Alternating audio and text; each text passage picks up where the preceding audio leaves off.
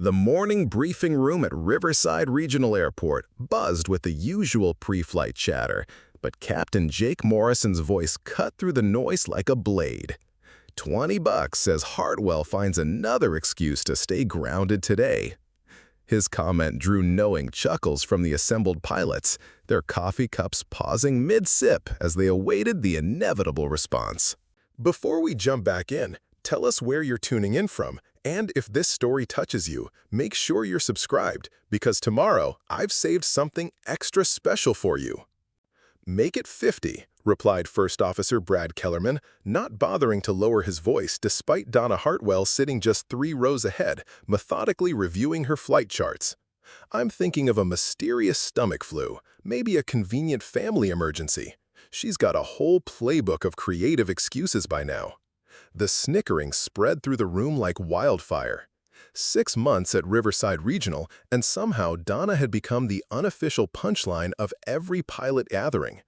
It had started innocently enough, a moment's hesitation during a routine emergency simulation when she'd noticed a critical flaw in the evacuation slide deployment mechanism. Her quick thinking had actually prevented what could have been a dangerous training accident, but that detail had been conveniently forgotten. What remained was a narrative that bore no resemblance to reality, yet had taken on a life of its own. "All right, settle down," Flight Director Marcus Webb called from the front of the room, though his tone suggested he wasn't particularly concerned about maintaining order. "Today's weather briefing shows some turbulence over the mountain ranges, but nothing outside normal parameters. Standard protocols apply, but I want everyone to be sharp out there." As Webb detailed the day's flight assignments, Chief Pilot Elena Rodriguez leaned against the sidewall, arms crossed, her sharp eyes scanning the room. When her gaze landed on Donna, there was something calculating in her expression, as if she were solving a particularly complex equation. "Hartwell," Rodriguez called out suddenly, interrupting Webb mid-sentence. The room fell silent, 20 pairs of eyes turning toward Donna like spotlights.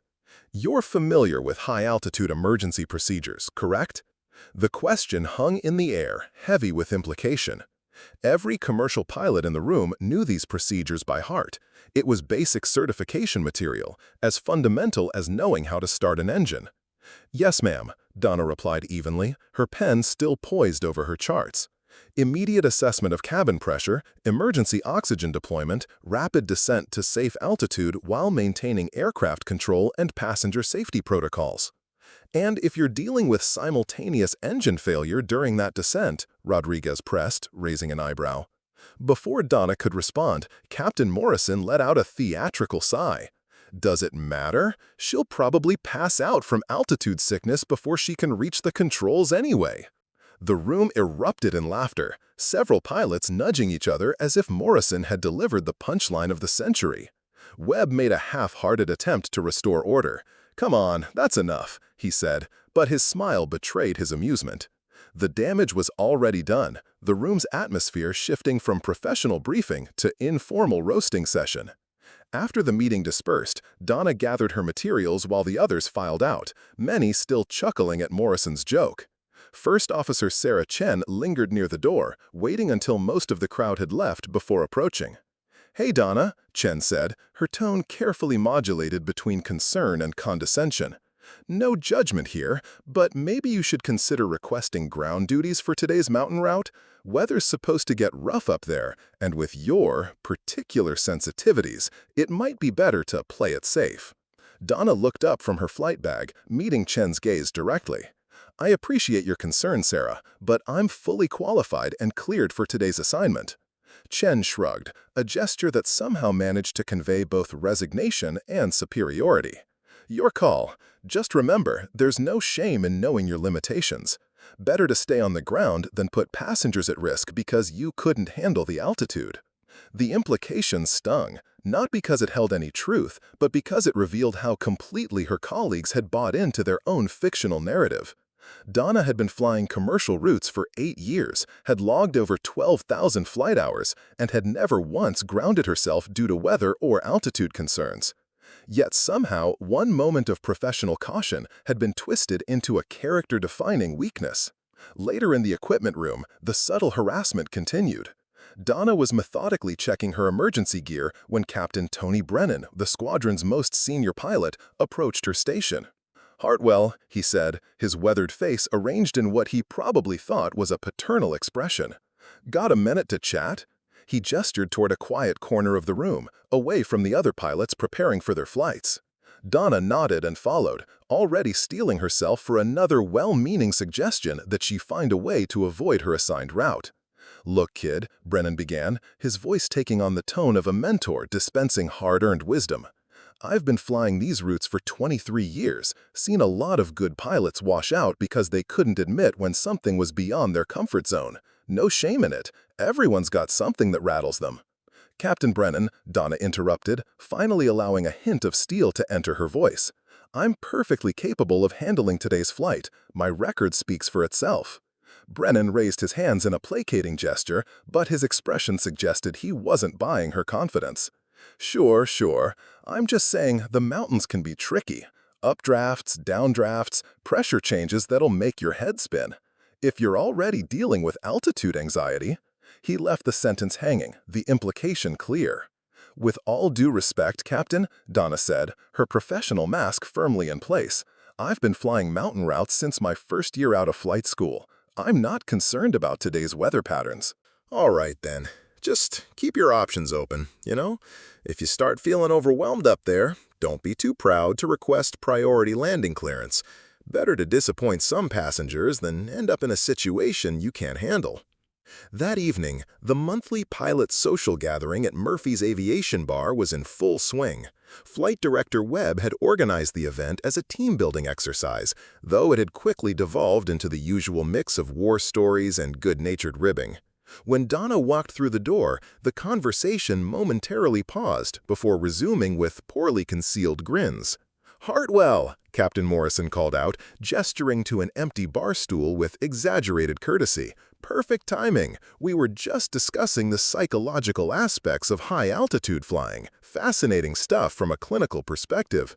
"Absolutely fascinating," echoed First Officer Kellerman, raising his beer bottle in mock salute. "The human mind's response to extreme elevations, the way fear can manifest in unexpected ways, really makes you appreciate the courage it takes to push through personal barriers."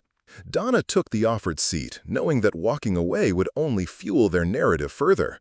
Around the bar, other pilots watched the exchange with varying degrees of amusement and curiosity. "You know," First Officer Lisa Park chimed in from across the table, "my brother-in-law had a similar issue. Couldn't handle heights at all, got vertigo just looking up at tall buildings. But he did this gradual exposure therapy where they slowly increased his altitude tolerance, started with observation decks, worked his way up to small aircraft, eventually conquered his phobia completely." The suggestions began flowing like water from a broken dam. Everything from meditation apps to prescription anti-anxiety medications, each offered with the kind of thinly veiled mockery that pretended to be helpful advice. Someone mentioned a pilot who'd overcome his fear through hypnotherapy. Another shared a story about breathing techniques learned from a yoga instructor. Donna nodded politely at each suggestion, sipping her soda while letting the commentary wash over her like background noise. She'd learned long ago that protesting these assumptions only seemed to validate them in her colleagues' minds. Better to maintain her professionalism and let her performance speak for itself. Chief Pilot Rodriguez, who had been observing the exchange from the end of the bar, finally spoke up. "That's enough shop talk for one evening," she announced, her authoritative voice cutting through the chatter. "Hartwell knows what she needs to do tomorrow, same as all of you. I expect nothing but professional excellence from my flight crews." Her intervention quieted the direct teasing, but couldn't stop the meaningful glances and whispered side conversations that continued throughout the evening. Donna finished her drink and made polite conversation for another hour before excusing herself, her expression revealing nothing of what tomorrow would actually bring. As she walked to her car through the parking lot, Donna could hear fragments of conversation drifting from the bar's open windows, more speculation about her supposed limitations, more amateur psychological analysis from people who knew nothing about her actual qualifications or experience. Tomorrow's mountain route would be challenging, she knew. High altitude, unpredictable weather patterns, and the kind of flying that separated truly skilled pilots from those who merely followed procedures. What her colleagues didn't know, what none of them had bothered to discover, was that Donna Hartwell had been preparing for much more than just another commercial flight. The assumptions they'd built around her supposed fear of heights were about to be tested in ways none of them could imagine. The pre-dawn darkness enveloped Riverside Regional Airport as the morning shift began filtering into the terminal. Flight crews moved through their familiar routines, but there was an undercurrent of anticipation that had nothing to do with the day's weather forecast. Word had spread through the pilot lounge about Captain Morrison's latest bet. This time, he'd raised the stakes to $100 that Donna Hartwell would find a way to avoid her assigned mountain route. Donna arrived 15 minutes earlier than required, as was her habit, parking her modest Honda Civic in the employee lot while luxury trucks and sports cars belonging to her colleagues gleamed under the security lights. She carried herself with the same quiet professionalism that had become her trademark, her flight bag organized with military precision, her uniform impeccable despite the early hour. Preparing and narrating this story took us a lot of time, so if you are enjoying it, subscribe to our channel. It means a lot to us. Now back to the story. The operations center hummed with activity as controllers coordinated the morning's departures. Donna approached the flight planning desk where meteorologist Jennifer Walsh was updating weather charts with data that had come in overnight.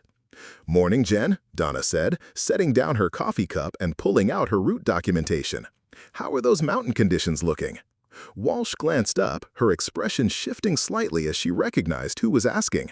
The meteorologist had heard the gossip, of course. In an airport this size, rumors traveled faster than radio transmissions. "Well," she began, hesitating momentarily, "we've got some interesting developments. Wind shear warnings have been posted for the canyon passes, and there's a low-pressure system moving in from the west that could create some significant turbulence patterns." She pulled up the radar display, pointing to swirling patterns that looked like abstract art rendered in green and yellow. "Honestly, Donna, it's going to be challenging even for our most experienced mountain pilots. The ceiling's dropping, visibility's marginal, and we're expecting downdrafts that could test anyone's skills." Before Donna could respond, Captain Morrison's voice boomed across the operations center. "Hartwell, just the person I was looking for." He strode over with the confidence of someone who'd never questioned his own abilities, his uniform bearing the extra stripes that marked him as a senior captain. Behind him trailed First Officer Kellerman and Captain Anna Kowalski, both wearing expressions that suggested they were about to witness something entertaining. "I was just reviewing today's passenger manifest for Flight 447, Morrison continued, his tone suggesting concern while his eyes betrayed something else entirely. "Full capacity, including a group of senior citizens heading to their reunion in Denver. Might be worth considering whether today's the best day for challenging yourself with difficult weather conditions." The implication hung in the air like morning fog. Donna met his gaze steadily, her voice remaining level. "The weather's within operational parameters, Captain. I'm fully prepared for today's flight." Morrison exchanged a look with Kowalski, who stepped forward with the air of someone delivering unwelcome news. "Look, Hartwell, we've all heard about your concerns with altitude situations. No shame in it, really, but maybe today isn't the day to push boundaries when you've got a plane full of paying customers depending on you." "My concerns?" Donna asked quietly, her tone carrying just enough edge to make the assembled pilots shift uncomfortably. "Come on," Kellerman interjected with a laugh that sounded forced. "Everyone knows about your height, the helicopter incident, the way you get during turbulent simulations. We're not judging, just looking out for passenger safety." Walsh, who had been listening to this exchange with growing discomfort, cleared her throat. "Actually, Donna's one of our most technically proficient pilots when it comes to weather analysis. She caught that wind shear pattern last month that could have been dangerous if—" "That's exactly what I'm talking about," Morrison interrupted, his voice rising slightly. "Always finding problems, always worried about worst-case scenarios. That kind of anxiety doesn't belong in the cockpit when conditions get rough." The operations center had grown quieter, other staff members pausing their work to listen to the conversation. Donna was acutely aware of the attention, of the way assumptions were crystallizing into accepted fact through sheer repetition. "I appreciate everyone's concern," she said finally, her professionalism intact despite the growing tension. "But I'm flying today's route." Chief Pilot Rodriguez appeared as if summoned by the commotion, her sharp eyes taking in the scene immediately. "Problem here?" she asked, though her tone suggested she'd already reached her own conclusions about what was happening. "No problem at all," Morrison replied smoothly. "Just discussing whether today's mountain route is the best assignment for someone with Hartwell's particular sensitivities." Rodriguez studied Donna for a long moment, her expression unreadable. "Hartwell, you feel confident about handling today's conditions?" "Yes, ma'am." "Any concerns about the weather forecast?" "None that would affect safe flight operations." Rodriguez nodded slowly, but something in her demeanor suggested she wasn't entirely convinced. "Very well, but I want you to maintain close communication with air traffic control. Any deviations from planned routing needs immediate notification." As the group dispersed, Donna caught fragments of whispered conversations that followed in their wake. The story was evolving, becoming more dramatic with each retelling. By the time she reached the crew briefing room, the narrative had grown to include details that bore no resemblance to anything that had actually happened. "Did you hear?" First Officer Park was talking to a group of junior pilots. "Morrison tried to talk her out of flying today, but she insisted. Either she's incredibly brave or completely delusional." "My money's on delusional," replied co-pilot Marcus Kim, shaking his head. "I mean, everyone knows she can barely handle routine flights without getting nervous. Taking on mountain weather in this condition? It's like watching a train wreck in slow motion." The junior pilots absorbed this information with the solemnness of students receiving wisdom from their mentors. None of them had ever actually flown with Donna, but they accepted the second-hand assessments as gospel truth. Flight Attendant Supervisor Rachel Martinez entered the briefing room, her usual smile faltering slightly when she spotted Donna. "Oh, Donna," she said, her voice taking on the careful tone people used when delivering potentially upsetting news. "I just wanted to let you know that we've briefed the cabin crew about today's mountain route. Given the weather forecast and we've made sure everyone knows the emergency procedures." The implication was clear. The attendants had been warned to watch for signs that their pilot might be struggling with the conditions. Donna nodded acknowledgement, choosing not to point out that emergency briefings were standard procedure for all flights, regardless of who was at the controls. As she made her way to the aircraft, the whispers followed her like a persistent shadow. Ground crew members who had worked with her dozens of times without incident now watched her with curious eyes, as if expecting to witness something unprecedented. The narrative had taken on such momentum that even people who should have known better were beginning to question their own observations. Captain David Foster, one of the airport's most respected veterans, caught up with her near the gate. "Donna, hold up a second," he called, his weathered face creased with what appeared to be genuine concern. At 62, Foster had been flying commercial routes since before most of his colleagues had learned to drive, and his opinion carried considerable weight throughout the pilot community. "I've been hearing talk," he said without preamble, his voice low enough to avoid attracting attention, "about today's flight, about your comfort level with the conditions. Now, I don't know what's true and what's gossip, but I do know that mountain weather doesn't forgive mistakes." He paused, studying her face as if searching for signs of uncertainty. "I also know that there's no shame in saying you're not ready for something. Better to ground yourself voluntarily than have the decision made for you after an incident." Donna felt a flash of frustration, but kept her voice steady. "Captain Foster, I respect your experience, but I'm fully qualified for today's flight. My record speaks for itself." Foster's expression remained skeptical. Records can be misleading, especially when personal issues are involved. "Look, I'm not trying to undermine your confidence, but I've seen good pilots make bad decisions because they couldn't admit their limitations." The conversation was interrupted by the arrival of her co-pilot for the day, First Officer Brian Patterson, a competent but unremarkable pilot who had been flying commercial routes for 6 years. Patterson's greeting was noticeably cool, his usual professional courtesy replaced by something that bordered on wariness.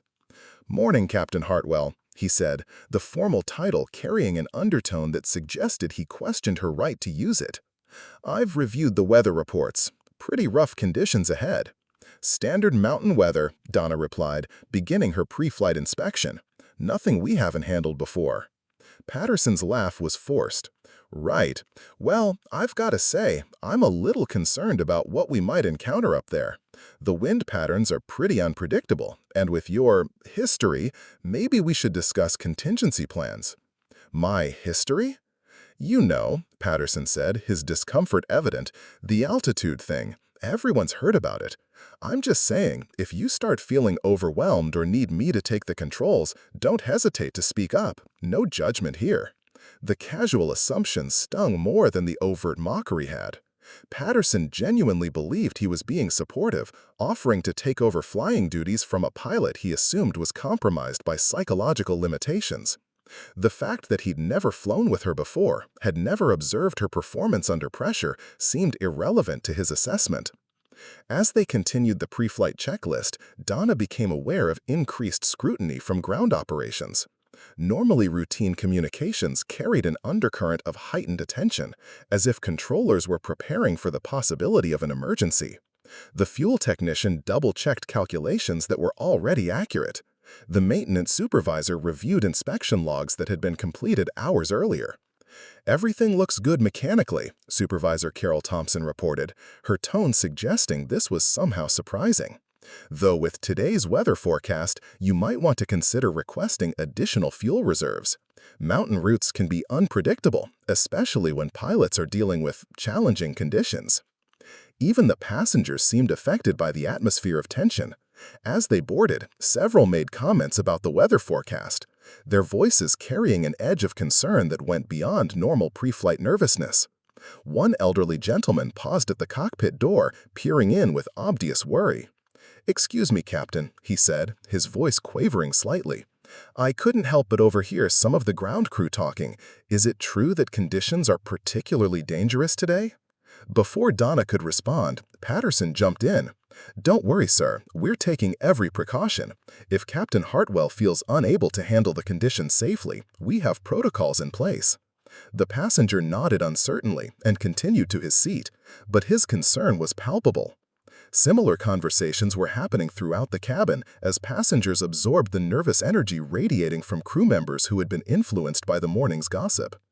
Flight attendant Jennifer Walsh approached the cockpit with her final boarding report, her usual confidence replaced by barely concealed anxiety. "Captain, all passengers are seated and secured. I just wanted to confirm, if we encounter severe turbulence, or if you need to make any emergency decisions, what's the best way for us to assist?" The question itself wasn't unusual, but the way it was asked suggested that Walsh expected such assistance to be necessary. The entire crew was operating under the assumption that their pilot was psychologically compromised, creating an atmosphere of tension that threatened to become a self-fulfilling prophecy. As departure time approached, the weight of expectation pressed down on the aircraft like the low-hanging clouds that obscured the mountain peaks ahead. Everyone was watching, waiting for confirmation of their assumptions about Donna's limitations. The stage was set for what they all believed would be a demonstration of why personal fears had no place in professional aviation. What none of them realized was that they were about to witness something far beyond their wildest expectations, something that would shatter every assumption they had made about the quiet, professional pilot who had endured their mockery with unwavering composure. The Boeing 737-800 pushed back from Gate 12 precisely on schedule, its engine spinning up with the familiar whine that had become the soundtrack of Donna's professional life. Air traffic control's voice crackled through the headset with routing instructions that would take Flight 447 directly through the heart of the Rocky Mountain corridor, where towering peaks created their own weather systems and demanded respect from even the most experienced pilots. "Riverside Tower, Flight 447 ready for departure," Donna transmitted, her voice carrying the same calm professionalism that had characterized every flight she'd ever commanded.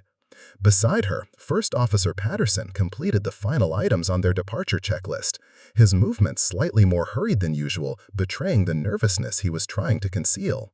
Flight 447, cleared for takeoff, runway 09, contact departure on 124.7 after airborne, came the controller's response. Through the tower's windows, Donna could see several figures watching their departure, an unusual level of attention for what should have been a routine morning flight. The aircraft accelerated down the runway with smooth precision, and Donna felt the familiar sensation of wheels leaving pavement as they climbed into the gray morning sky. The takeoff was textbook perfect, executed with the kind of effortless competence that comes from thousands of hours of experience, but Patterson's relief was almost palpable as they achieved a positive rate of climb. "Gear up," Donna commanded, and Patterson complied while stealing glances at her profile, as if watching for signs of the anxiety everyone had warned him about. The departure proceeded normally through the initial altitude restrictions, but Donna was acutely aware of the heightened scrutiny from both her co-pilot and the flight attendants, who seemed to be monitoring the cockpit more frequently than usual. 25 minutes into the flight, they encountered their first significant weather. What appeared as innocent-looking clouds on the weather radar revealed themselves as moderate turbulence that bounced the aircraft with uncomfortable irregularity. In the cabin, nervous murmurs arose from passengers who had been primed to expect difficulties, their anxiety amplified by the crew's obvious tension.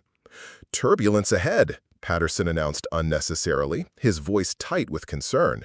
"Maybe we should request a deviation to avoid the worst of it." Donna adjusted their altitude slightly, her hands steady on the controls as she found smoother air. "We're fine at this level. The radar shows it's clearing ahead." But Patterson wasn't convinced.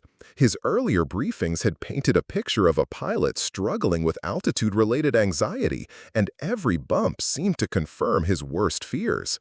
"Captain, if you're feeling uncomfortable with the conditions, I can take the controls. No shame in it. Mountain weather can be tricky for anyone."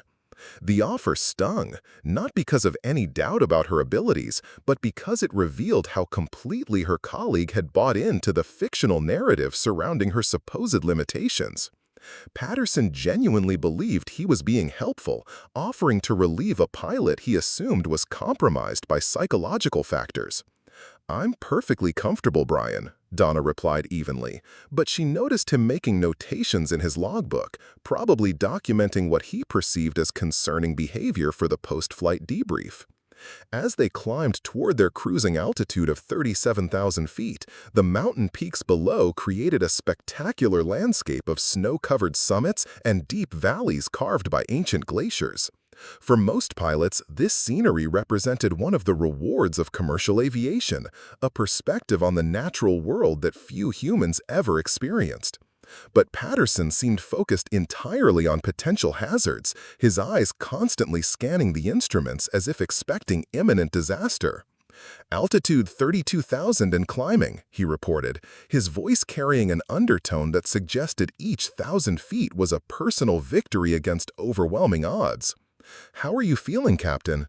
Any concerns about the pressure changes?" The question was absurd. Commercial aircraft were pressurized to maintain the equivalent of 8,000 feet regardless of actual altitude, but it revealed how thoroughly Patterson had internalized the gossip about Donna's supposed altitude phobia. Every normal aspect of flight operations was being filtered through a lens of anticipated failure. "I'm fine, Brian. Focus on your instruments." The flight attendants were equally affected by the atmosphere of expectation.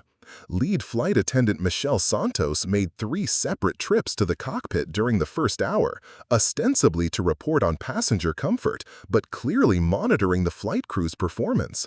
Her usual professional confidence was replaced by nervous energy that transmitted itself to the passengers who began asking questions about the flight's safety. "Captain," Santos said during her third visit, "some passengers are asking about the weather ahead. They seem concerned about the mountain conditions. Should I make an announcement about precautions we're taking?" Before Donna could respond, Patterson jumped in. "Just assure them we're monitoring conditions closely and taking every safety measure. If Captain Hartwell needs to make any course adjustments for passenger comfort, we're fully prepared." The implication was clear. Patterson expected such adjustments to be necessary, anticipated that Donna would be unable to handle the normal challenges of mountain flying. Santos nodded and returned to the cabin, but her demeanor suggested she was preparing for emergency procedures that she'd been led to believe might become necessary. At 37,000 feet, they encountered a phenomenon that mountain pilots knew well: severe, clear air turbulence caused by the interaction between high-altitude winds and the mountain ranges below. The aircraft shuddered and dropped suddenly, producing the stomach-lurching sensation that made even experienced travelers grip their armrests. Emergency lights briefly illuminated as the aircraft's systems responded to the sudden altitude change. "Jesus," Patterson exclaimed, his composure finally cracking. "That was at least a 1,000-foot drop. Captain, maybe we should declare an emergency, get priority routing around this system." Donna's response was to calmly adjust their heading by 10 degrees and request a slight altitude change from air traffic control. "Denver Center, Flight 447, requesting flight level 39 for smoother air."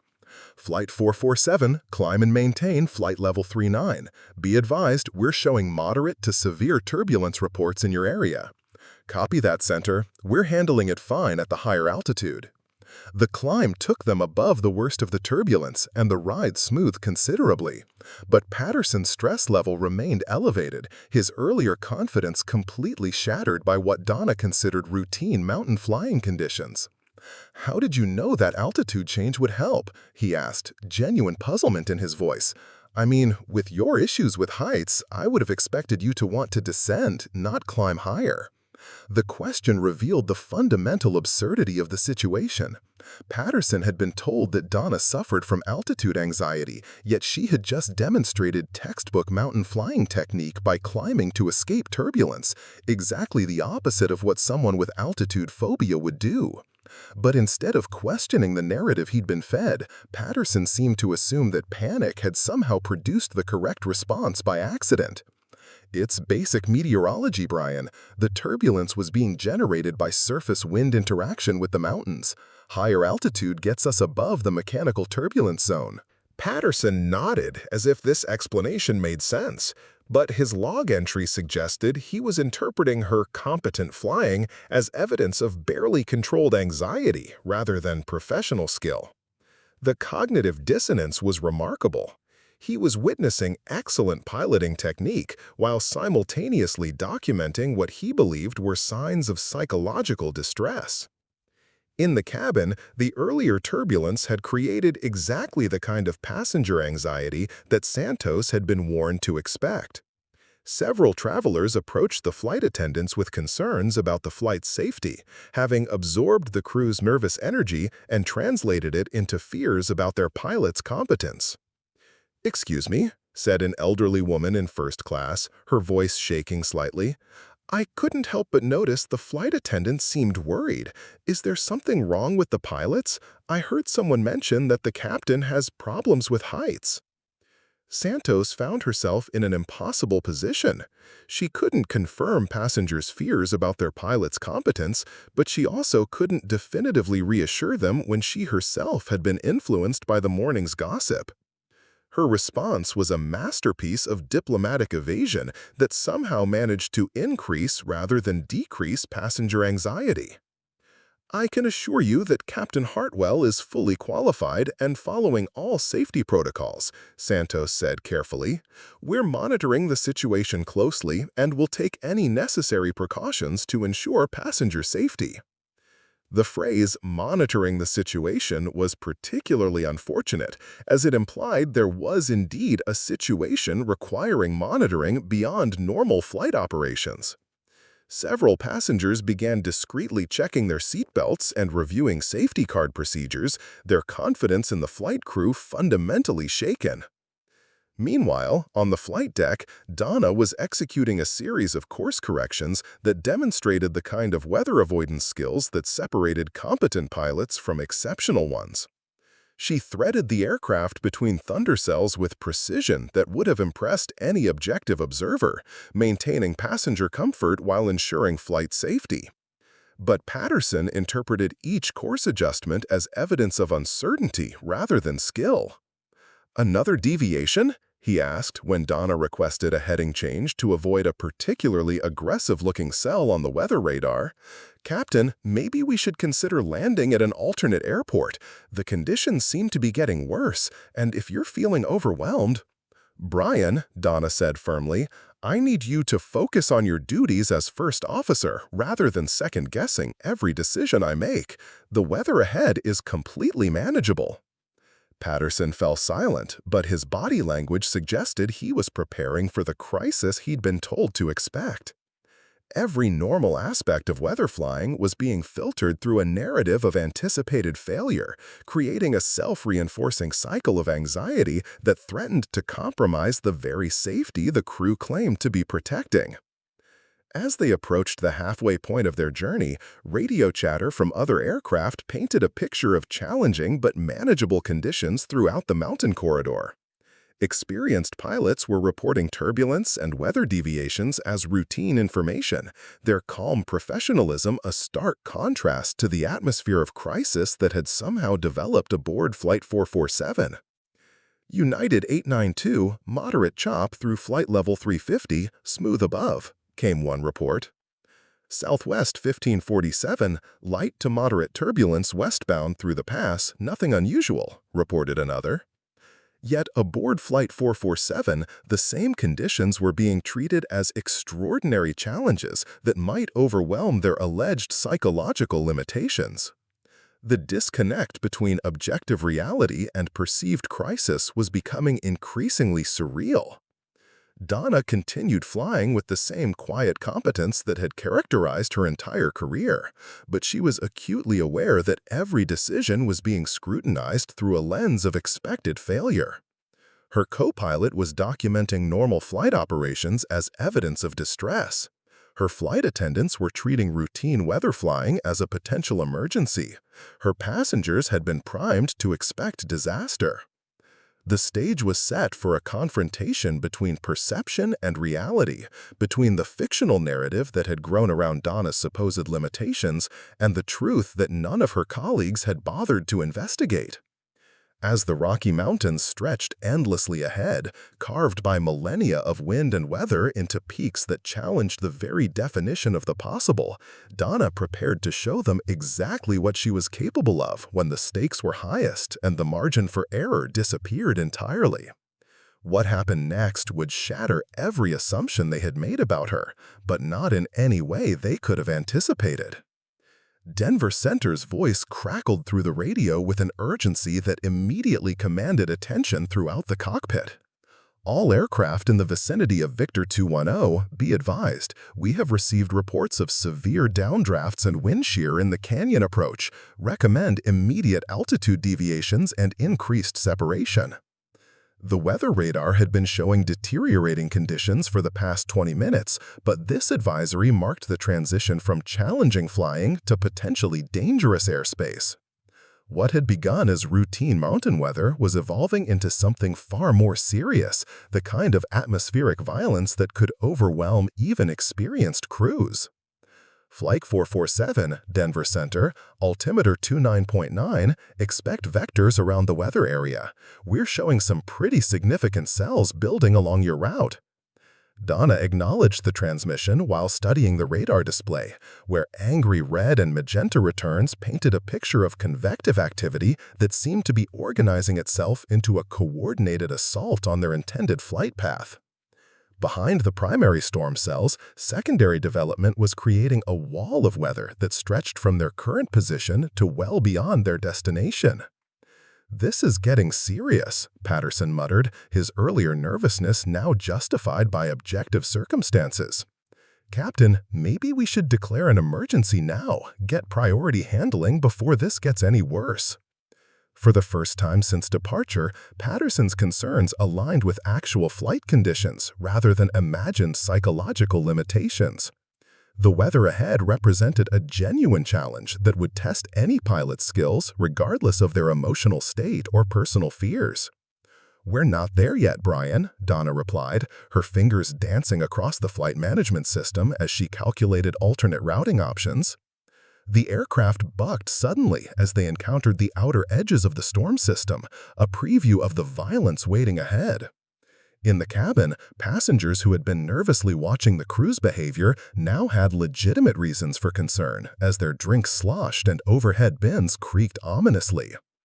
Flight attendant Santos appeared in the cockpit doorway, her face pale with worry that no longer had anything to do with gossip or speculation. Before Donna could respond, the aircraft dropped suddenly into an air pocket, producing the sickening sensation of momentary weightlessness followed by a jarring return to normal flight. Emergency lighting flickered on briefly as the aircraft's systems responded to the sudden altitude loss, and somewhere in the cabin, a passenger screamed. "Jesus Christ!" Patterson exclaimed, his hands instinctively reaching for controls that weren't his to manipulate. "That had to be at least 1,500 feet! Captain, this is insane! We need to get out of here now!" Donna's response was to calmly adjust their heading and request an immediate deviation from air traffic control. Denver Center, Flight 447, requesting immediate left turn to heading 180, severe turbulence encountered. Flight 447, turn left heading 180, descend and maintain flight level 350. Be advised, we're receiving multiple reports of severe turbulence throughout the area. United 278 ahead of you is reporting extreme conditions. The mention of extreme conditions sent a chill through the cockpit. In aviation terminology, extreme turbulence was one step below catastrophic, the kind of atmospheric violence that could structurally damage aircraft and seriously injure passengers. They were no longer dealing with routine mountain weather. They had stumbled into a meteorological war zone. "This is exactly what I was afraid of," Patterson said, his voice rising with panic that was now completely justified by circumstances. "Captain, with your altitude issues, this isn't the kind of situation you should be trying to handle. Let me take the controls. I've got more experience with severe weather flying." The irony was stunning. Patterson, who had spent the entire flight documenting what he believed were signs of altitude-related anxiety, was now experiencing genuine panic while Donna remained calm in the face of objectively dangerous conditions.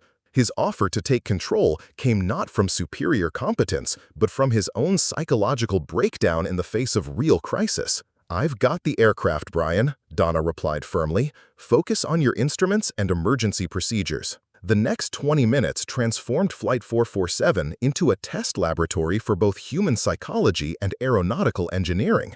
The aircraft was battered by winds that seemed to attack from every direction simultaneously, creating a three-dimensional washing machine effect that defied traditional flying techniques.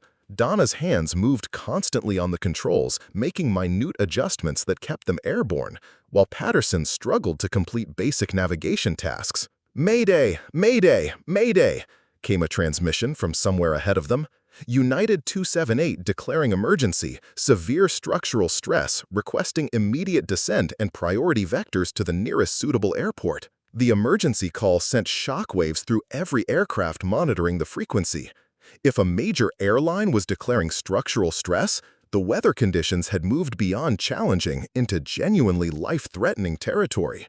Patterson's face went ashen as he realized they were flying directly into the same conditions that had overwhelmed another crew. "That's it," he shouted, his professional composure finally collapsing entirely.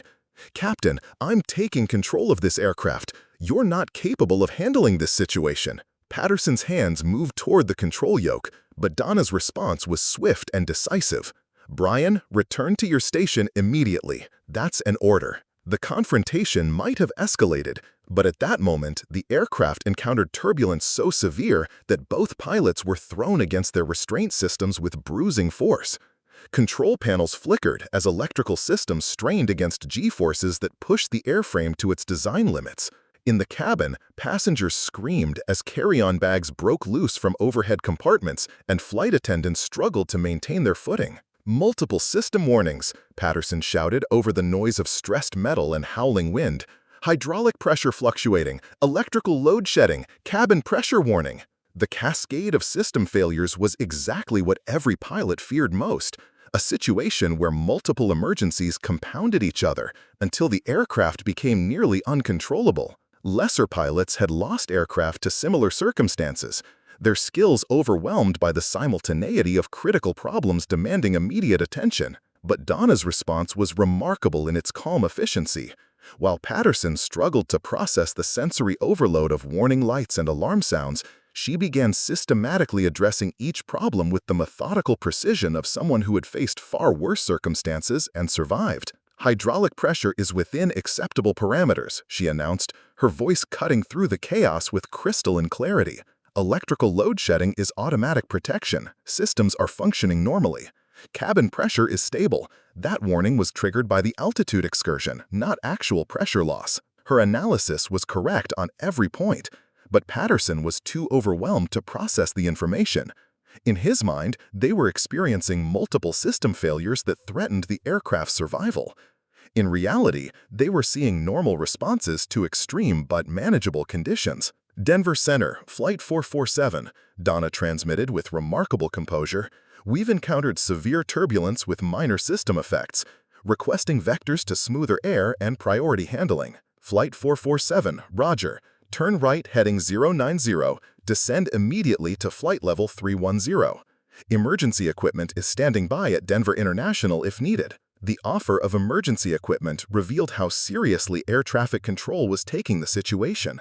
They were treating Flight 447 as a potential emergency landing, preparing for the possibility that the aircraft might arrive damaged or with injured passengers aboard. "Negative on emergency equipment," Donna replied calmly. "Aircraft are controllable, all major systems normal. We'll take the descent to flight level 310. Patterson stared at her in disbelief. How could she be so calm when they were clearly in mortal danger?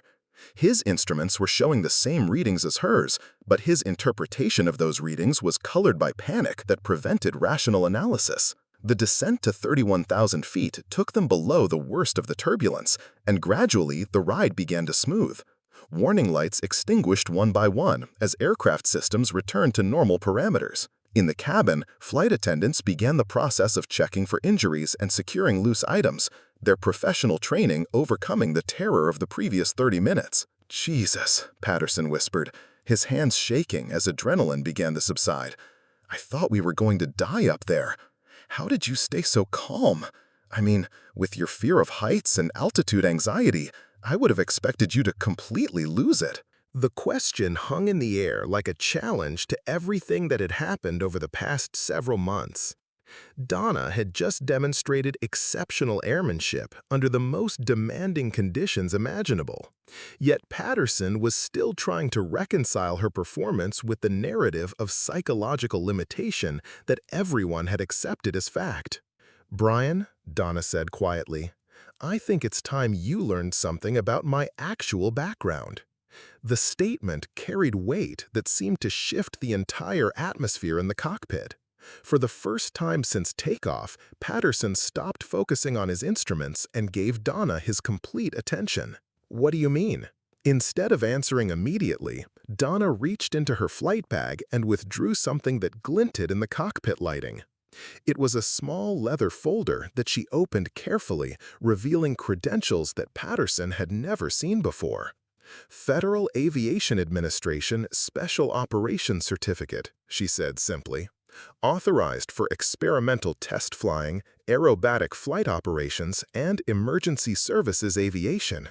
Patterson's eyes widened as he processed the implications. Special Operations Certificates were extraordinarily rare, awarded only to pilots with exceptional skills and extensive specialized training. The rating authorized flight operations that were prohibited to commercial pilots, including deliberately dangerous maneuvers that tested both aircraft and crew to their absolute limits. "But how?" he began, his confusion evident. "Your personnel file, the stories about altitude phobia. My complete qualification records are classified under federal aviation security protocols," Donna explained. "The personnel file you've seen contains only my commercial aviation experience. It doesn't include my other work." "Other work?" Donna's smile was enigmatic, carrying secrets that suddenly recontextualized everything Patterson thought he knew about his captain. "Let's just say that what you witnessed in that turbulence was actually quite mild compared to some of the flying I've done. And Brian, yes, we're not out of this yet. The weather ahead is about to get much worse, and you're going to see exactly why they call me when other pilots can't handle the conditions." As if summoned by her words, Denver Center's voice crackled through the radio with news that would transform their flight from a weather challenge into something approaching the impossible. Flight 447, Denver Center, priority traffic. We have a situation developing that requires immediate action. The air traffic controller's voice carried an edge that made both pilots straighten in their seats. In 20 years of commercial aviation, neither had heard that particular tone from approach control. The careful modulation of someone delivering news that would fundamentally alter the reality of everyone listening. "Go ahead, Denver," Donna replied, her hands already moving to adjust radio frequencies in anticipation of complex instructions. "Flight 447, we have Coast Guard Rescue 620 requesting immediate assistance. They've got a crew member who fell from their helicopter during a mountain rescue operation. The victim is alive but critically injured, stranded on a narrow ledge approximately 14,000 feet up Mount Elbert. Weather conditions have grounded all helicopter operations, and ground rescue is impossible due to avalanche danger." Patterson's face went pale as the implication sank in. A stranded person at 14,000 feet in weather conditions too severe for helicopter rescue represented the kind of emergency that pushed aviation capabilities beyond their normal limits. Commercial aircraft weren't equipped for mountain rescue operations and weren't designed for the kind of precision flying required to assist in such situations. "Denver, Flight 447, what type of assistance is being requested?" "Flight 447, this is where it gets complicated. The only viable rescue option is an emergency parachute drop of medical supplies and survival equipment. The problem is, none of our qualified jumpmaster personnel are available. They're all committed to other emergency operations. We need someone with specialized parachute qualifications to make a high-altitude, precision drop in severe weather conditions." The request hung in the air like an impossible equation. Commercial airline pilots weren't trained for parachute operations. The idea of anyone jumping from a passenger aircraft in current weather conditions bordered on suicidal. Patterson's hands began trembling as he processed the enormity of what was being suggested. "That's insane," Patterson burst out. "They can't be serious. No one could survive a jump in these conditions, let alone make a precision landing on a mountain ledge." Donna's response was to key the radio again. "Denver, Flight 447, what are the specific parameters of the required drop?" "Flight 447, target coordinates are approximately 39.178 degrees north, 106.445 degrees west. Wind conditions at drop altitude are gusting to 60 knots with severe downdrafts. Visibility is less than a quarter mile. The landing zone is a ledge approximately 20 feet wide by 30 feet long, with vertical cliff faces on 3 sides. The required altitude for drop is 15,000 feet to clear terrain." Patterson stared at Donna in horror. The parameters being described were beyond the capabilities of even the most experienced military paratroopers. A precision drop onto a narrow mountain ledge in near-zero visibility with hurricane-force winds was essentially a death sentence. No rational person would even consider attempting such a jump.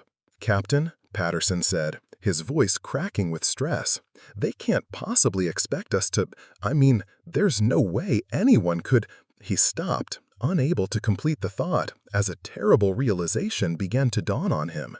"Denver Center, Flight 447, I need you to patch me through to Coast Guard Rescue 620 directly. Flight 447, stand by for Coast Guard frequency 123.1. The radio crackled with static, and suddenly they were in direct communication with the helicopter crew that had initiated the emergency. The pilot's voice was strained with exhaustion and desperation. They had been fighting impossible weather conditions for over an hour trying to reach their stranded crew member. "Coast Guard Rescue 620, this is Flight 447. What's the current condition of your crew member?" Flight 447, Rescue 620. Petty Officer Martinez fell approximately 200 feet during a rescue hoist operation. He's conscious but has multiple injuries, including suspected internal bleeding. Without immediate medical attention and shelter, he won't survive the night. The weather window is closing fast. If we don't get supplies to him in the next hour, it'll be too late. The desperation in the Coast Guard pilot's voice was unmistakable. This wasn't a theoretical emergency exercise. A human life hung in the balance, and time was running out. Patterson looked around the cockpit as if searching for an escape from a nightmare that kept escalating beyond belief. Rescue 6203, Flight 447. I need exact details on the medical supplies required and the weight limitations for the drop. Patterson's mouth fell open. Donna was actually discussing the logistics of a jump that any sane person would recognize as impossible. The weather conditions alone would defeat the most experienced military paratroopers, but she was talking as if the operation were merely challenging rather than suicidal. Flight 447, we need approximately 60 pounds of medical equipment, trauma supplies, and emergency shelter. The package can be configured for high-altitude drop with GPS guidance, but it requires manual deployment and precision landing to avoid falling off the ledge. Copy that. Rescue 6203. Stand by while I coordinate with the Denver Center. Donna switched back to air traffic control frequency, leaving Patterson staring at her with a mixture of awe and terror. Whatever was happening, it was clear that she possessed knowledge and capabilities that went far beyond anything in her supposed personnel file. Denver Center, Flight 447. I need immediate clearance to 15,000 feet over the coordinates provided. Also require emergency equipment drop authorization and temporary restricted airspace for the operation. Flight 447, Denver Center. Are you saying you have qualified personnel aboard to execute this operation? Affirmative, Denver. I'm certified for high-altitude precision drops under extreme weather conditions. Patterson's world tilted sideways. The woman he had been told suffered from altitude anxiety was calmly volunteering for a parachute jump that would challenge the most elite military personnel. The cognitive dissonance was so severe that he wondered if he was hallucinating from stress. "Captain," he whispered, "what the hell is going on? Who are you really?" Instead of answering, Donna began configuring the aircraft systems for an operation that passenger jets were never designed to perform. She activated emergency lighting, adjusted cabin pressure settings, and began calculating approach vectors that would position them for a precision drop over one of the most challenging terrain features in North America. "Brian, I need you to take control of the aircraft while I prepare for the drop. Can you handle maintaining precise heading and altitude in these conditions?" The question was both a practical necessity and a test.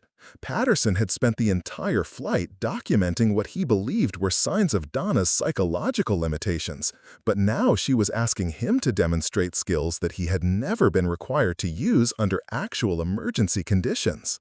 I think so," he stammered. "But Captain, this is crazy. You can't seriously be considering jumping out of a commercial airliner in hurricane-force winds onto a mountain ledge. It's suicide." "Brian, I need you to focus on flying the aircraft. Leave the jump planning to me." Donna moved to the cabin, where Flight Attendant Santos was still dealing with passengers traumatized by the earlier turbulence. The conversation that followed would have seemed like science fiction to anyone not witnessing it directly. "Michelle, I need you to prepare the aft exit door for emergency opening at altitude.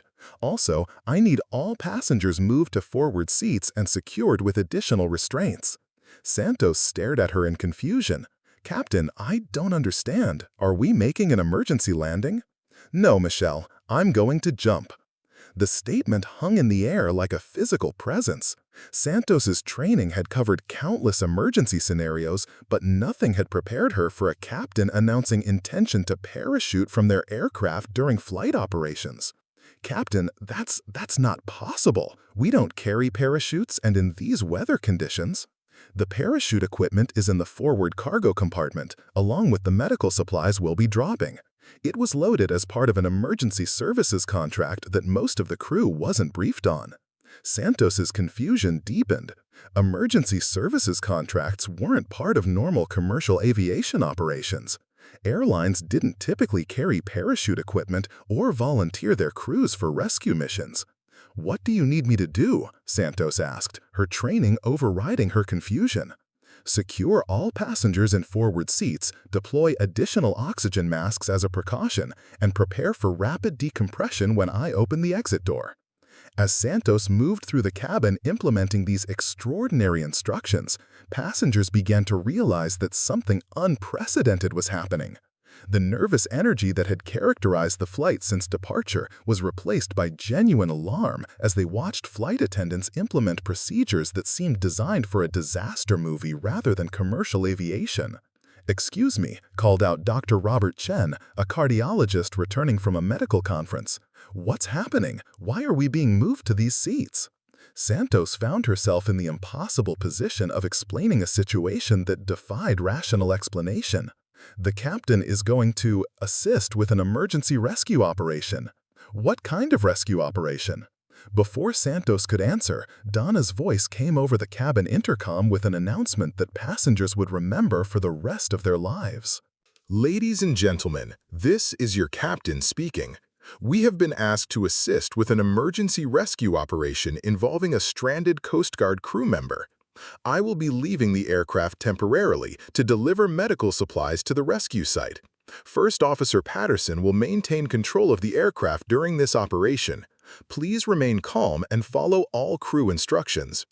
The announcement was delivered with the same professional calm that had characterized every other aspect of the flight, but its content was so extraordinary that several passengers wondered if they were experiencing some kind of stress-induced hallucination.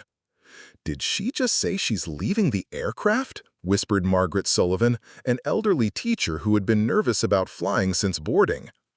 "During flight?" added her seatmate, a businessman whose confidence in commercial aviation was rapidly evaporating.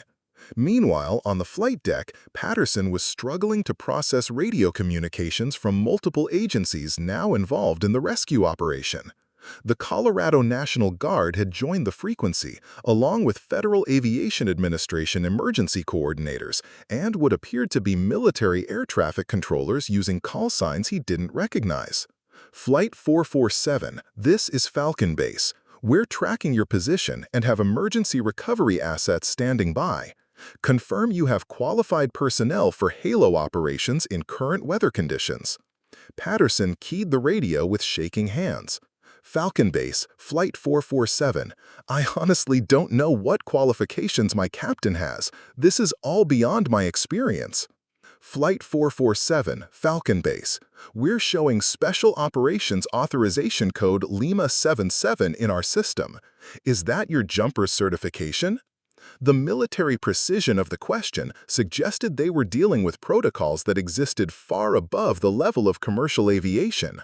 Patterson looked around the cockpit for answers that weren't forthcoming, while outside the windows, the Rocky Mountains stretched endlessly below, their snow-covered peaks disappearing into clouds that concealed dangers beyond imagination. Whatever was about to happen would either save a life or create a tragedy that would haunt everyone involved. And at the center of it all was a pilot who had endured months of mockery about a fear of heights, now preparing to jump from an aircraft into conditions that would challenge the most elite military personnel in the world. The cargo compartment of Flight 447 contained equipment that had never appeared on any standard airline manifest.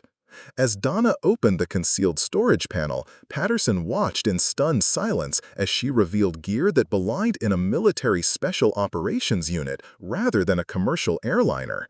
The parachute system alone was worth more than most pilots' annual salaries, a state-of-the-art wingsuit setup designed for precision jumps in impossible conditions. "How long has this equipment been on our aircraft?" Patterson asked, his voice barely audible over the roar of engines and storm winds battering the fuselage.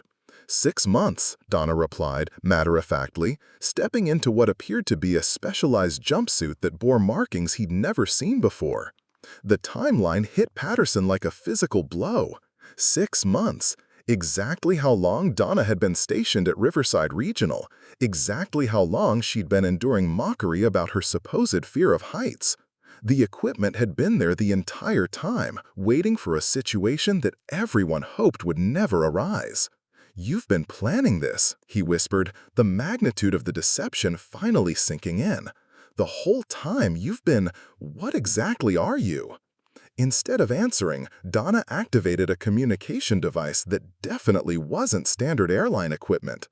The voice that responded carried the crisp authority of military command. "Nighthawk Base, this is Guardian Angel, requesting final mission parameters for Operation Sierra 7. Guardian Angel, Nighthawk Base. Target coordinates confirmed. Weather update shows deteriorating conditions. The window closes in 23 minutes. You are cleared for immediate deployment." Patterson's legs gave out, and he collapsed into the captain's seat as reality crashed over him. Guardian Angel wasn't just a call sign.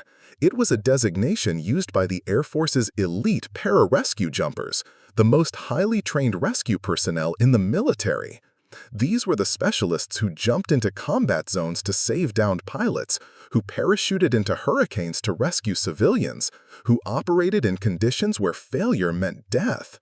"You're military," he gasped. "You're not just a commercial pilot, you're—" "Staff Sergeant Donna Hartwell, United States Air Force Pararescue," she confirmed, her voice carrying an authority that transformed the entire cockpit atmosphere. "Currently assigned to classified civilian aviation support operations under the Emergency Response Integration Program." The program name meant nothing to Patterson, but the tone of military precision in her voice made it clear that he had stumbled into operations far above his security clearance. "The fear of heights thing," he began, "never existed. That story served as perfect cover. No one questions a pilot who seems psychologically unsuited for extreme operations. It kept people from asking uncomfortable questions about my background." As she spoke, Donna was methodically checking equipment that looked like it belonged in a science fiction movie. The parachute system included GPS guidance, oxygen supply, emergency medical equipment, and what appeared to be sophisticated communication gear. This wasn't standard rescue equipment. It was technology that pushed the boundaries of what was possible. "Flight 447, this is Mountain Rescue Command. We're receiving your descent profile for the drop zone. Be advised, winds at target altitude are now gusting to 70 knots with severe downdrafts. Recommend aboard if your personnel aren't qualified for Category 5 extreme weather operations." Patterson keyed the radio with trembling hands. "Mountain Rescue, Flight 447. What exactly is Category 5 extreme weather operations?" "Flight 447. Those are conditions that only our most elite jumpers attempt. Less than 50 personnel worldwide are certified for that level of operation. It's essentially jumping into a hurricane while trying to land on a postage stamp." Donna appeared at Patterson's shoulder, her transformation complete. Gone was the quiet commercial pilot who had endured months of mockery. In her place stood someone who radiated the confidence that comes from successfully completing missions that most people couldn't even imagine. Mountain Rescue, this is Guardian Angel. I'm certified for Category 6 operations. Weather conditions are acceptable for mission execution. The silence that followed her transmission was pregnant with implications. Category 6 operations were theoretical classifications that existed only in the most classified military documents. If such operations were ever actually conducted, they would be by personnel whose very existence was national security information. Guardian Angel, Mountain Rescue. Confirm Category 6 certification? Confirmed. Authorization code Papa Alpha 77 Delta. Check your restricted access files. Patterson watched in fascination as military communications protocols that he'd never heard of played out over aviation frequencies. Whatever Donna's real background was, it existed at levels of classification that made his security clearance look like a library card. Guardian Angel, authorization confirmed. You are cleared for immediate deployment. Good luck. The aircraft bucked violently as they descended toward 15,000 feet, fighting winds that seemed determined to tear them apart. Outside the windows, the world had disappeared into a gray-white maelstrom of snow and cloud that reduced visibility to practically zero. The idea of jumping into such conditions seemed like elaborate suicide, but Donna moved with the calm efficiency of someone who had done exactly this many times before. "Brian, I need you to maintain precise heading 270 degrees, speed 180 knots, altitude 15,000 feet. The drop window will be exactly 30 seconds. Miss it, and the rescue becomes impossible." "Captain, Donna, Sergeant, whatever I should call you," Patterson stammered. "This is insane. Even if you survive the jump, how do you get back? How do we pick you up?" Donna's smile was enigmatic. "Who said anything about picking me up?" Before Patterson could process the implications of that statement, Donna moved to the aft cabin, where Flight Attendant Santos was struggling to maintain order among passengers who were witnessing preparations that defied every assumption about commercial aviation. "Ladies and gentlemen," Donna announced over the intercom, "in approximately 5 minutes, I will be opening the aft exit door to deploy emergency medical supplies to a rescue site. The aircraft will experience rapid decompression, but your oxygen masks will function normally. Please remain calm and follow all crew instructions." Dr. Chen raised his hand like a student in class. "Captain, did you say you're opening the door during flight?" "Yes, doctor. The decompression will be controlled and temporary." "And you're going out that door?" "Yes." "In these weather conditions?" "Yes." Dr. Chen sat back in his seat, his medical training providing no framework for processing what he was witnessing. In the seat behind him, businessman Robert Martinez began taking video with his phone, documenting what he was certain would be either the most heroic rescue attempt in aviation history or a tragedy of unprecedented proportions. The aircraft shuddered as they reached the drop coordinates, fighting atmospheric violence that pushed even the Boeing 737's robust engineering to its limits. Through the windows, passengers caught glimpses of jagged mountain peaks disappearing into clouds that looked solid enough to walk on. Falcon Base, Guardian Angel, on final approach to the drop zone. Confirm target acquisition. Guardian Angel, Falcon Base, we have a GPS lock on target coordinates. The Coast Guard confirms the injured crew member is still alive but fading fast. You have a 17-second window for deployment. 17 seconds? In commercial aviation, such precision was unimaginable. Airline schedules were measured in minutes, not seconds. But Donna was operating in a world where success or failure was measured in heartbeats. "Brian, execute approach heading 275 degrees, reduce speed to 150 knots. On my mark, you'll have exactly 17 seconds to maintain perfect course and altitude." Patterson's hands were shaking so badly he could barely grip the controls. He was being asked to fly with precision that exceeded anything in his training, while his captain prepared to jump into conditions that would challenge the laws of physics. "Guardian Angel, mark." The aft door opened with an explosive decompression that sent loose items flying through the cabin. Oxygen masks deployed automatically as the aircraft systems responded to the sudden pressure loss. Passengers screamed as frigid air and snow invaded the cabin, turning their comfortable airline flight into something approaching a combat mission. But Donna was already moving. With equipment that weighed nearly as much as she did, she positioned herself at the door opening where 70-knot winds tried to tear her from the aircraft. Below, the world was a chaos of white and gray, with mountain peaks emerging from clouds like the teeth of some enormous predator. "Guardian Angel, Falcon Base, the target is 300 meters ahead, bearing 280 degrees, wind correction 15 degrees left." Donna made final adjustments to her equipment, checked her altimeter one last time, and looked back at Patterson with an expression that conveyed both confidence and something approaching sympathy.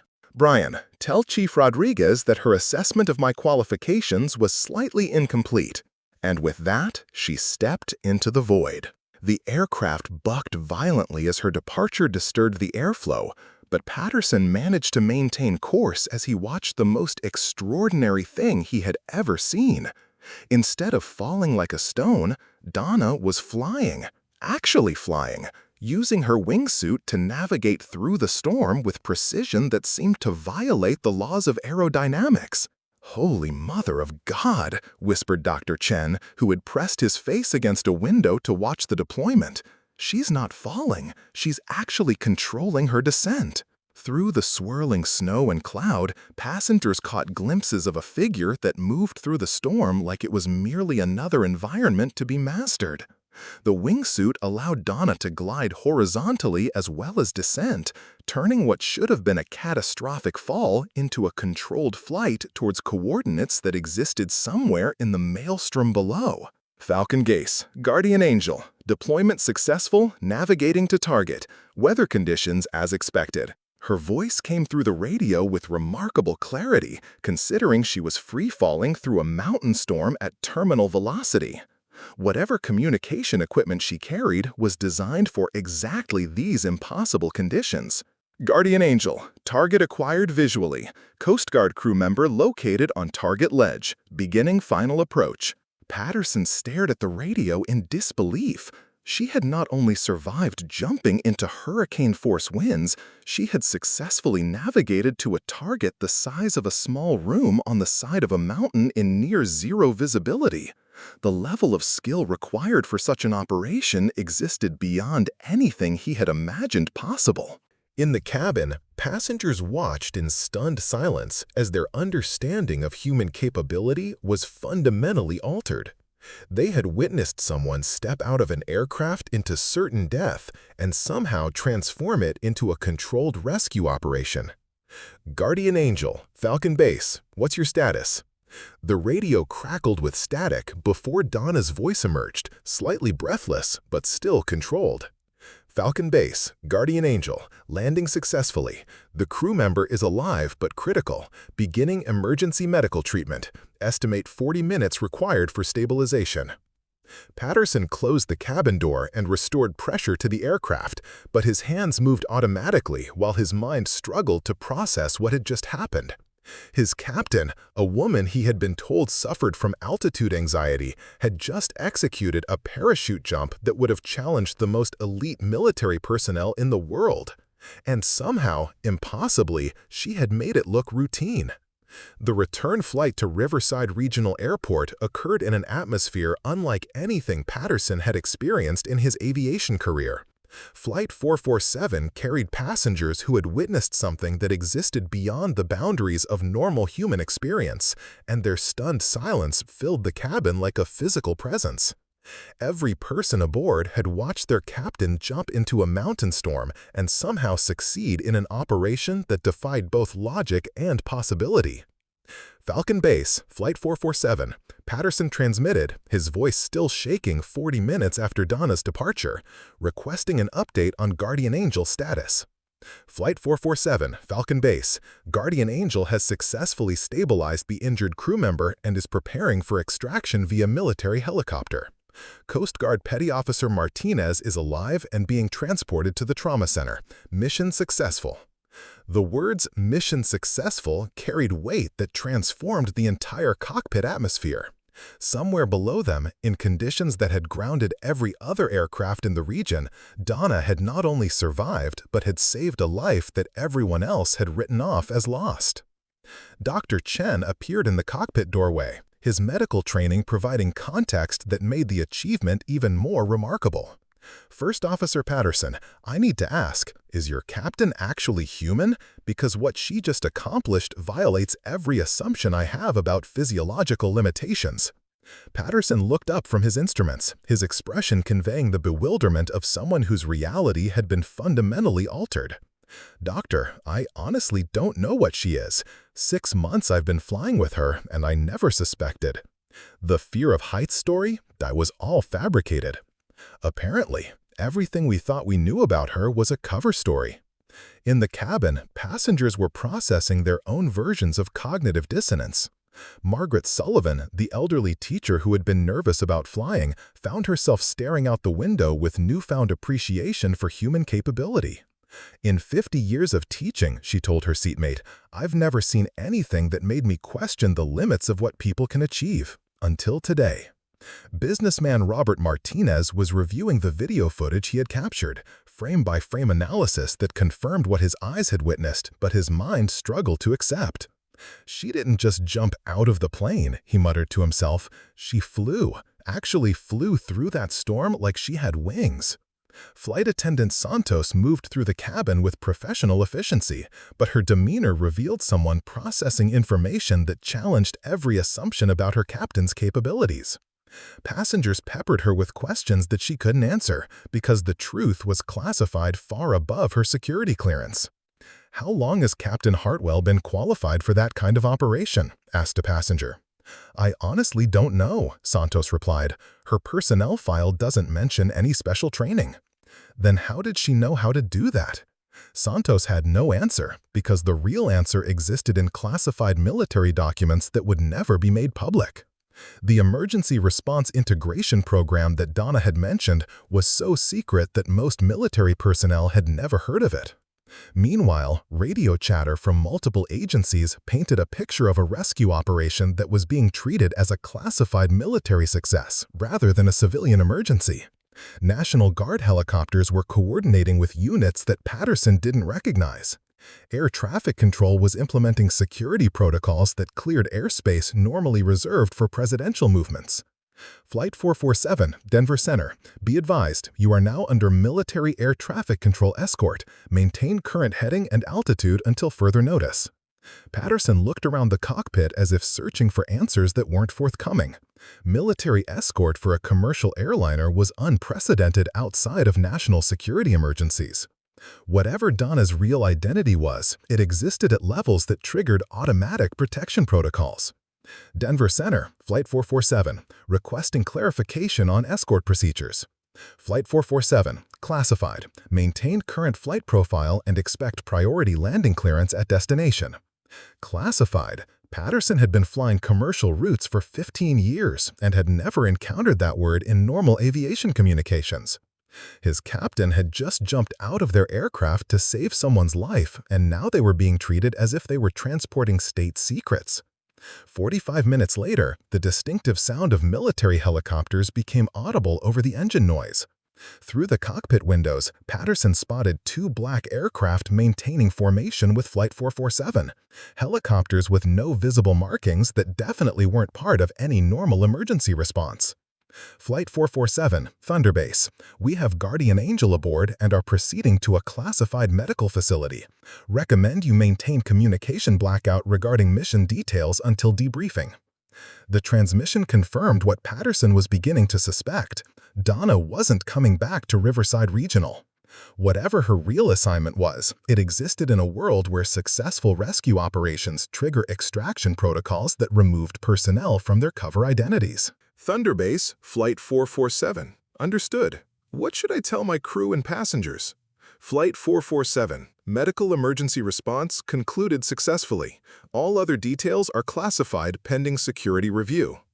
As they approached Riverside Regional Airport, Patterson could see an unusual level of activity on the ground.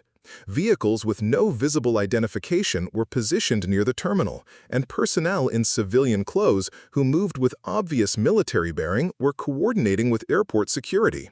Chief Pilot Rodriguez's voice crackled through the radio with barely concealed confusion. "Flight 447, this is Chief Rodriguez. We're showing some irregular activity on our monitoring systems. What's your status?" Patterson keyed the radio, choosing his words carefully. "Chief Rodriguez, Flight 447, we assisted with an emergency rescue operation. Captain Hartwell is no longer aboard the aircraft." The silence that followed suggested Rodriguez was processing information that challenged everything she thought she knew about her flight operations. When her voice returned, it carried the careful neutrality of someone who suspected they were dealing with circumstances beyond their security clearance. "Flight 447, proceed to Gate 15. We have personnel standing by for passenger debriefing." Gate 15 was normally used for international flights that required customs clearance.